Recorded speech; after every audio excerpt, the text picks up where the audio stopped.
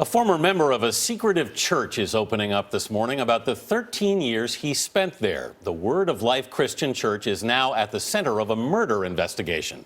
Two brothers were beaten last month during what police describe as a so-called counseling session.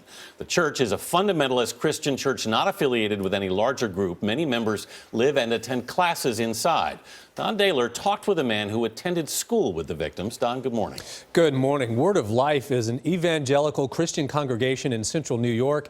It has no affiliation with nor oversight by any larger church organization. Little is known about what life was like behind those walls until now. I went there from the time I was born until I was around 13. Nathan Ames and his family attended Word of Life in New Hartford, New York until 2002. He and his three brothers attended school inside the church, which occupies a converted high school building. Last month, police say 6 current church members viciously beat 2 teenage brothers with electrical cables for more than 10 hours inside the sanctuary.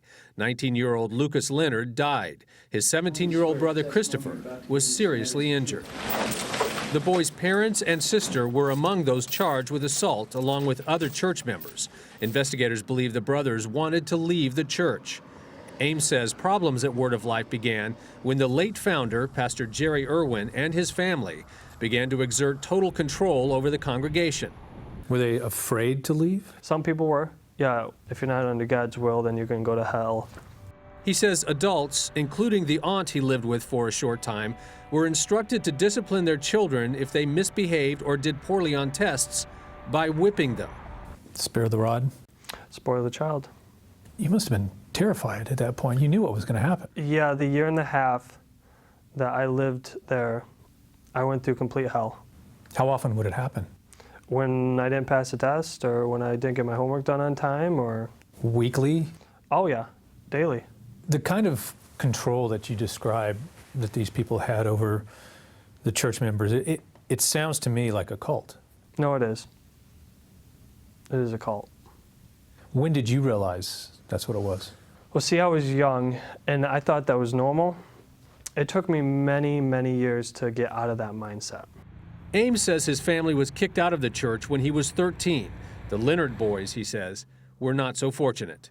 As for the victims' parents allegedly taking part in the beatings, Ames says it was all part of the church culture. So you think the parents were so afraid themselves that they had to do... They did whatever was told of them. To their own kids? These are people who got misled. And it went too far? Went too far. We were unable to reach the church for comment. Nathan Ames has been interviewed by police detectives.